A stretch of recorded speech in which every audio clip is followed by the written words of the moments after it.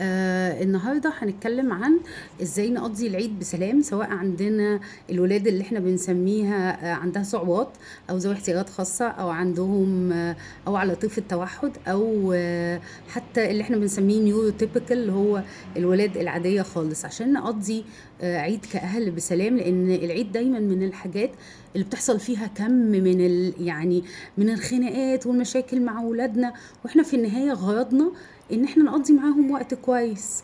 طيب هنعمل ايه بقى؟ في شوية حاجات محتاجين ننتبه اليها. ايه هي؟ اول حاجة، شخصية او مزاج ابني او بنتي.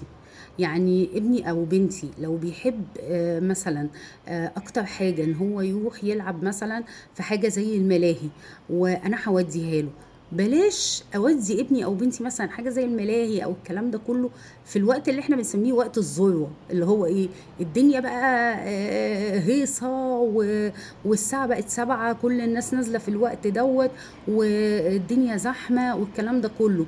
لو انا عندي تشتت انتباه، لو انا عندي فرط حركه، قصة الزحمة والأصوات الكتيرة قوي العالية مع بعض والأضواء، كل ده يخليني أهايبر أكتر، يخليني أبقى أكتر يعني شدة في إن أنا بجري في كل حتة، ببقى عايزة أدور بقى على الأصوات، أدور على الألوان اللي أنا شايفها، الكلام ده كله ما ببقاش قادر إن أنا أركز، فبالتالي أنا تنبيهاتي كأم وكأب رايحة في الهوا يعني.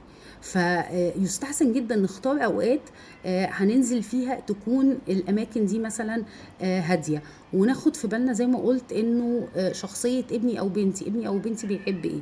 طيب احنا رايحين تجمعات عائليه، برضو التجمعات العائليه دي لازم نلاحظ ان هم بعد شويه بيزهقوا، يعني يسلموا على حد، قعدوا لعبوا مع حد شويه، لكن بعد شويه بيزهقوا. لازم يكون معايا حاجه يعملوها، يا اما ابقى مقرره من الاول انه انا مش هقضي وقت طويل في التجمع ده، مثلا بالكتير هقعد نص ساعة ساعة وهنمشي على طول. لكن قصة ان انا اقعد وافضل اقول لابني كل شوية ايه، طب كمان شوية، طب كمان شوية، طب بعد شوية، طب بص اصل انا قاعدة مع مش عارفة مين، ما هو قاعد زهقان، فلازم هيطلع منه سلوكيات مش الطف حاجة خالص. كمان من المهم جدا في وقت الاعياد ان احنا نلاحظ اولادنا ليهم زي ما احنا بنسميها turning point، او نقطة تحول. في نقطة تحول كده بعديها كلنا كأمهات عادة، وساعات برضو الأبهات بيبقوا عارفين إنه بعد الساعة في الوقت الفلاني، أو بعد المواقف الفلانية، أو شكله ابتدى كده يغلس، ده معناه إن إحنا في الأغلب عايزين ناكل، عايزين ننام، خلاص تعبنا.